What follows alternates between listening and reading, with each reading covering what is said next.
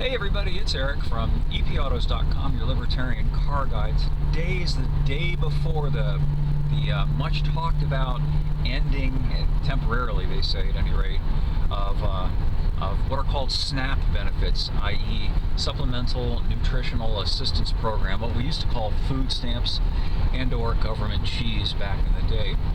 A lot of interesting things about this. The first is whether there's going to be some sort of violent unrest among the ranks of the people who are dependent upon these programs for food. Maybe, but I kind of have a feeling that that's just being overhyped again. Just like they overhype every other thing to get everybody all amped up and afraid. But I think the more interesting point is, why don't we still have government cheese? I got an article up at EP Autos about this, and what do I mean by that? Well, once upon a time, government food stamp programs were designed to keep people from starving, which isn't necessarily a bad thing. I could go here into a libertarian argument about the rightness or wrongness of using the government to force people to help other people, but I'll leave that aside for now.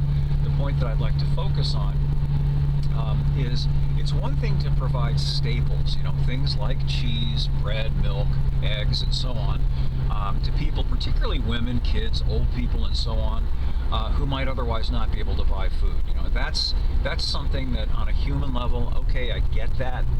What I don't get, what bothers me as a taxpayer, as a guy who gets out of bed at 4 o'clock in the morning to work, pretty much work 7 days a week, including weekends, because I got bills to pay, is when I'm standing at the checkout line and there's a guy who's 20 years younger than me, able-bodied apparently, and he's buying food I can't afford, like sushi and prime rib, with his SNAP card. It's interesting that they went away from using the food stamps to giving people these things, the SNAP card, that looks kind of like a credit card.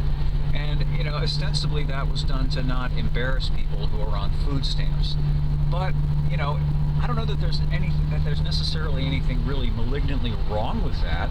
It kind of is embarrassing to be on the dole. Shouldn't it be embarrassing to be on the dole? Particularly if you're a young guy. I think by giving people a quasi-credit card, it kind of makes it almost legitimate and puts people in a sense of entitlement on these programs, that they're entitled to things like sushi and steak.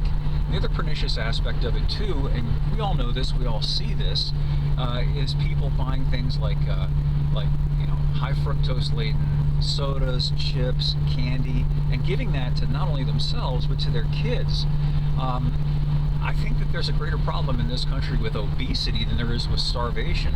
In fact, if you look, it seems that obesity correlates with people who are poor.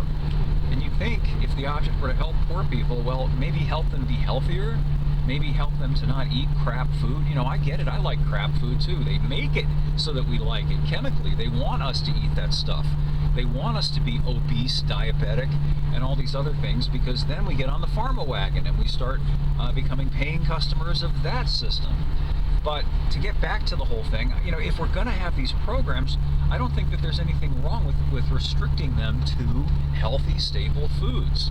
There's nothing shameful about that, and there's a lot that's right and good with it. Anyway, I've got an article up at EPAutos.com that gets into this at some length. If you're interested, I hope you'll swing by and read it and perhaps comment, and we will have more for you again soon.